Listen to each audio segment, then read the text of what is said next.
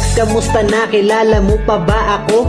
Ako pala yung taong dating nagmahal sa'yo, na di mo man lang binigyan ng kunting pagpahalaga. Kapalit ng sakripisyo, ginawa mo lang tanga. Ginagot, pinaglaruan, pangako, pinagtaksilan. Relasyon natin nuldukan, nahulog sa kasawian. Ika'y pinagsilbihan, pag-ibig ba sinigpitan? Pero sa isang iglap ay agad mong hinintuan.